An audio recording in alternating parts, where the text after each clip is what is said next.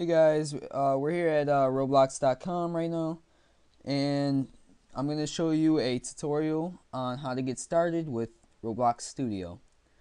So the first thing you're going to want to do is actually download Roblox Studio off of Roblox.com, and it's pretty simple. You'll get the message like after you create your account. You get the message by hitting or playing a game, or hitting build on your game that you already have by default. So the first thing, as soon as you open up Roblox Studio, once you download it, you go to File and then you go to New, and you open up pretty much a game right here that you're going to be building. You can use a variety of tools to build your game, and the most helpful tool is probably the Insert tool. Go to Insert Object and insert a part into your game.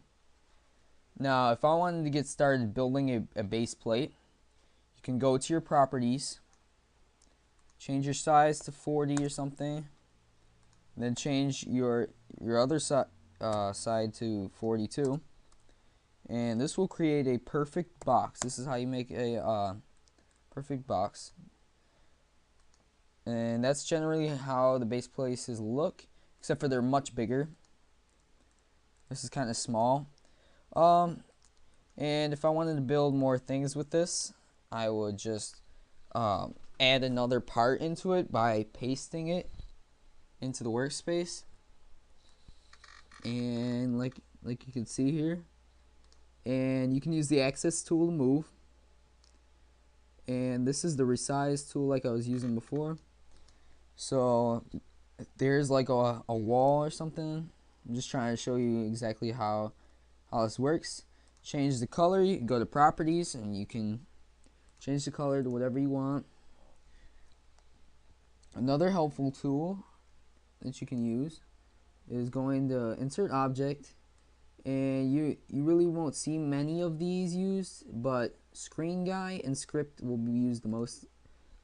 And so I'm going to open up a script, and this is the script by default. So here I'm going to be putting like a whole bunch of scripting for my game, whatever it is going to be. Like it may be like a shooting game or something. So as soon as you enter where you spawn and stuff, spawning, they have spawns, but you can script your own spawns and stuff. So a lot of these tools are used up here more, and this tool unlocks and locks your parts. So if I wanted to, which you should always lock your base plate, you just go like this. If your part's unlocked, lock. Now it says unlock when I point at it. That means it's locked. So this should be unlocked probably, just so you can move it around. Now if I use this tool, hold up. Oh man, I did that the wrong way. Hold up. This actually is locked. For some reason, I could still grab this. Let me just try to see what happens. Alright, now I can't grab it. You can always just edit in properties. That's normally what I do, but I don't use the lock tool that much. And then if you have a lock checked off, it means it's locked. You can't grab it. You can't accidentally move it and be like, oh no, whoops. Bring it all the way like 50 miles away, because this is really, you can go pretty much anywhere, because you're in the sky. You're like in heaven. It's huge. Now you can, if you wanna change materials and stuff, you can use this tool, like this, or you could just go to materials and change the material, like I just changed the base plate. You always want your base plate, or actually you always want most bricks anchored, unless you want it to blow up and go all over the place. Then you don't anchor it, but mostly every brick will be anchored so that you don't have bricks going everywhere. I mean, it will mess up your game and make your game lag most likely, especially if you use a ton of bricks. But Roblox has done a good job updating. I know that they're updating it they constantly to make it less laggy. They have a thing like now where you can have like 1,000,000 bricks and it still won't lag, which is pretty good for every single game too. It's pretty cool. The other tools here, pick a. I guess I think this is just. I don't see the point of this color picker. I mean, you're just gonna go like this anyway. You're just gonna copy and paste your bricks into the workspace anyway. So there's really no point of a color picker, although it still is a valuable tool.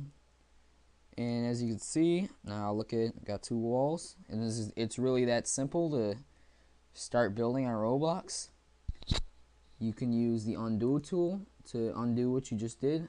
Sometimes it does mess up though, because I remember scripting or something and it doesn't undo that. It undoes the last brick move sometimes.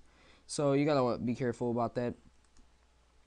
Last thing I want to show you is how to open up a toolbox. Toolbox can come in handy if you want to insert like house objects. Look at castle objects, space kit. Like they have some pretty cool stuff here. And see, this is just some helpful things if you're not really a great builder. You can use this to get started, I guess. This stuff is more altogether. I don't really like this stuff, honestly, although it is very unique. I mean, it does make it look real, but I would never, like, I don't know what game I would use a sink in, unless the only game I could think of is Welcome to Robloxia. That's about it. If you ever heard of that game. And you can also search free models. They have currently like 4.6 million models. Thought they would have had more, honestly, but and they have like, you know, they have spawns right here. Capture the flag if you want to get started. They have some if you want to build a person building server. Terrain generators are used. These tools all up here for personal builder servers. Although most people just build it straight off of Roblox, because they have a default base plate and you can just, it's really easy to use that and just start building, because who would take time to make a terrain, like, unless it's on like an RPG or something. Most people don't take the time to build the terrain themselves. So that's about it. You can see a whole bunch of these tools, might help you a little. And if you want to test your game, you can play solo. It's not like on Roblox already. And if you want to publish to Roblox, that's how you get your game online. Of course, you got to be logged in. Right now I'm not logged in, but